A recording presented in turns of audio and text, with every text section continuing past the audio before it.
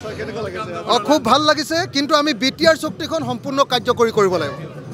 BTR চুক্তিখন যদি আমি সম্পূৰ্ণ কাৰ্যকৰী নকৰো তেতিয়াহ'লে ইয়াত এনে অধিৱেশন পাতি একো লাভ নহ'ব সঁচাকৈ বড়োসকলৰ এতিয়াৰ যি অৱস্থা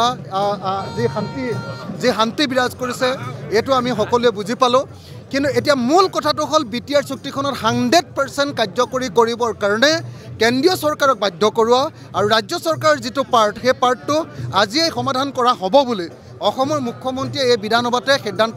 দিব লাগে এবছৰৰ ভিতৰত বিটিআৰ চুক্তি সম্পূৰ্ণৰূপে সমাধান কৰা এনডিএফবিৰ কেডাৰসকলক মুকলি কৰি দিয়া আৰু অসমলৈ অহা যি ফাণ্ড কেন্দ্ৰৰ পৰা অহা ফাণ্ড মাজত অসম চৰকাৰত নোসোমোৱাই ডাইৰেক্টলি আমাৰ বিটিআৰত সোমোৱা কাৰ্বি আংলঙৰ স্বায়ত্তশাসিত পৰিষদত সোমোৱাৰ ব্যৱস্থা কৰা ডিমা হাছাও স্বায়ত্তশাসিত পৰিষদত সোমোৱাৰ ব্যৱস্থা কৰা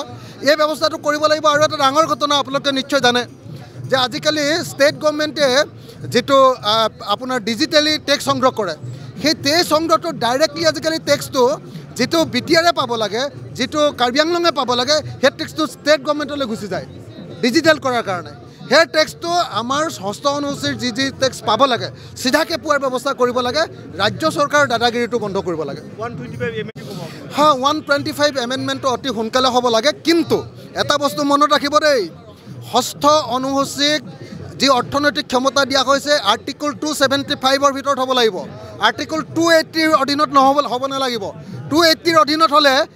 বিটিআৰ পৰিষদখন একেবাৰে 6 শিডিউল নহয় আমাৰ পঞ্চায়তৰ জিলা পৰিষদৰ নিচিনা হৈ যাব এইটো মনত ৰাখিব কিন্তু দেই বড়োসকলে মনত ৰাখিব লাগিব কাৰ্বিসকলেও মনত ৰাখিব লাগিব ডিমাছাসকলেও মনত ৰাখিব লাগিব নহ'লে বিজেপি চৰকাৰে কিন্তু এইটো উল্টা কৰিবলৈ গৈ আছে আৰ্টিকল 280 নহয় আৰ্টিকল 275ৰ অধীনত অসমলৈ পইচা আহিব লাগিব